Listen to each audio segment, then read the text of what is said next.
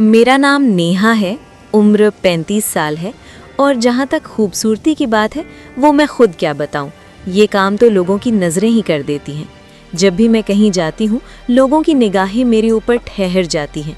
कुछ लोग चुपके से देखते हैं, कुछ खुलकर और कुछ ऐसे होते हैं जो नज़रें हटाना ही भूल जाते हैं। मैंने हमेशा इसे नज़रअंदाज करना सीखा है क्योंकि मेरी ज़िंदगी में पहले से ही बहुत कुछ था, या यूँ कहूँ सब कुछ होते हुए भी कुछ कमी थी। मैं शादीशुदा हूँ। मेरे पति राजीव एक बिजी इंसान है।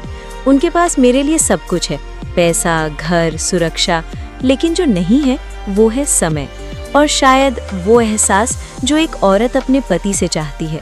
शादी के शुरुआती साल बहुत अच्छे थे। हम हंसते थे, बातें करते थे, साथ वक्त बिताते थे, लेकिन धीरे धीरे सब कुछ बदल गया। अब हमारी बातचीत सिर्फ ज़रूरतों तक सीमित रह गई थी। खाना खा लिया, मीटिंग है, लेट आऊँगा, बस यही सब। कभी कभी मैं आईने के सामने खड़ी होकर खुद से पूछती थी, क्या मैं वही नेहा हूँ जिससे कभी इतना प्यार किया जाता था? आईना आज भी वही जवाब देता था, हाँ तुम आज भी खूबसूरत हो, लेकिन दिल कुछ और कहता था।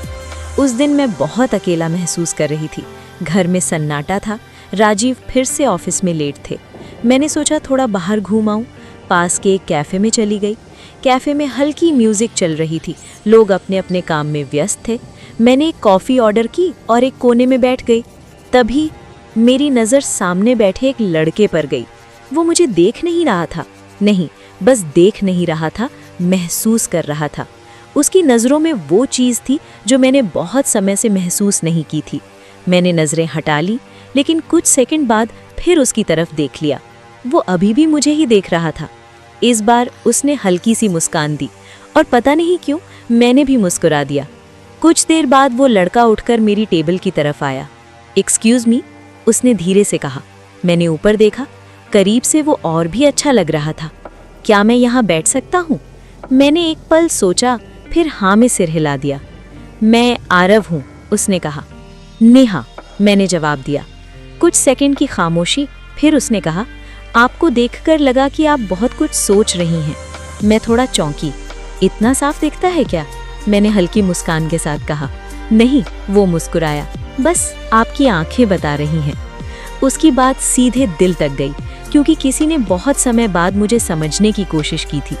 उस दिन के बाद हम रोज मिलने लगे, कभी कैफे में, कभी पार्क में, कभी बस यूं ही सड़क पर चलते हुए। आरव मुझसे 7-8 साल छोटा था, लेकिन उसकी सोच बहुत गहरी थी। वो मेरी हर बात ध्यान से सुनता था, मेरी छोटी छोटी बातों पर मुस्कुराता था और सबसे खास बात, वो मुझे महसूस कराता था कि मैं अब भी खास हूँ। धीरे धीरे मैं खुद को उसके साथ ज़्यादा खुश महसूस करने लगी। मैं हंसने लगी, खुलकर बोलने लगी और सबसे बड़ी बात, मैं फिर से जीने लगी। आरव की वो बात, मैं आपको पसंद करने लगा हूँ, मेरे दिल में कहीं गहराई तक उतर गई। मैंने तुरंत नज़रें झुका लीं क्योंकि मैं जानती थी ये रास्ता आसान नहीं है। आरव, ये गलत है, मैंने धीमी आवाज़ में कहा। गलत क्या है नेहा? उसने बहुत शांति से पूछा। किसी को पसंद करना या खुद को झूठ बोलना? मैं चुप हो गई क्योंकि सच तो ये था कि मैं भी उसे महसूस करने लगी थी, लेकिन मैं शादीशुदा थी और यही एक सच मुझे हर बार रोक देता था। उस रात मैं घर आई, आईने के सामने खड़ी हुई और खुद से पूछा, क्या मैं गलत हूँ? आईने ने फिर वही जवाब दिया, तुम सिर्फ इंसान हो। अगले दिन मैंने फैसला लिया, अब मैं आरव से नहीं मिलूंगी। मैंने उसका नंबर भी डिलीट कर दिया। कुछ दिन तक सब ठीक रहा, लेकिन अंदर एक अजीब सी खालीपन महसूस होने लगी। हर जगह, हर पल मुझे उसकी याद आने लगी। कैफे, पार्क, यहाँ तक कि मेरी मुस्कान भी जैसे उसी के साथ चली गई थी। एक हफ्ते बाद मैं खुद को रोक नहीं पाई। मैं उसी कैफे में चली गई और जैसे ही अंदर गई, वो वहीं बैठा था, जैसे वो मेरा इंतजार कर रहा हो। हम दोनों की नजरें मिली। इस बार कोई मुस्कान नहीं थी, बस एक गहरी राहत थी। आप आ गई, उसने बस इतना ही कहा। मैं उसके सामने बैठ गई। मैंने कोशिश की थी तुमसे दूर रहने की, मैंने कहा।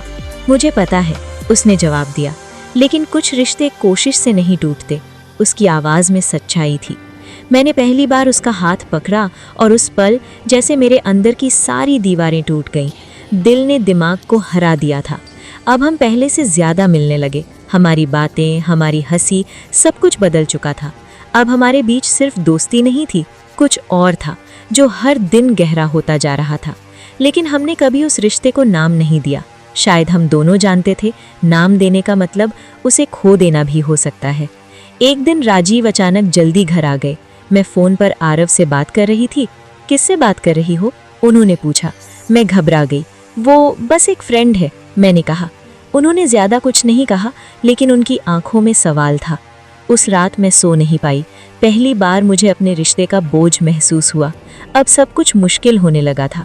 एक तरफ आरव जो मुझे समझता था, महसूस करता था, और दूसरी तरफ मेरा घर, मेरी जिम्मेदारियां। मैं हर दिन टूट रही थी। आरव ने एक दिन कहा, नेहा, या तो हम इस रिश्ते को सच मान ले या फिर इसे यहीं खत्म कर दें। मैंने पूरी रात सोचते हुए बिताई।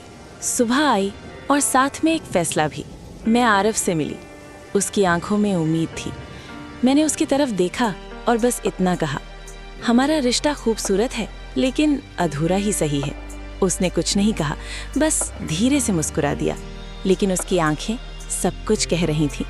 उस दिन हम बहुत देर तक साथ बैठे रहे, बिना कुछ बोले, बस एक दूसरे को महसूस करते हुए। जाते वक्त मैंने उसका हाथ पकड़ा। अगर जिंदगी में पहले मिले होते, मैंने कहा। वो मुस्कुराया, तो शायद कहानी पूरी होती, वापसी। लेकिन बदल चुकी नेहा में वापस अपनी जिंदगी में आ गई। राजीव के साथ अपने घर में सब कुछ पहले जैसा था, लेकिन मैं पहले जैसी नहीं थी। अब मैं खुद को समझती थी, अपनी चाहतों को, अपनी खामोशियों को। आज भी जब बारिश होती है, मैं बालकनी में खड़ी हो जाती हूँ और वो पल याद करती हूँ जब किसी ने मुझे फिर से जीना सिखाया था। आरव अब मेरी जिंदगी में नहीं है, लेकिन वो एहसास आज भी मेरे साथ है। कुछ रिश्ते पूरे नहीं होते, लेकिन फिर भी जिंदगी भर साथ रहते हैं।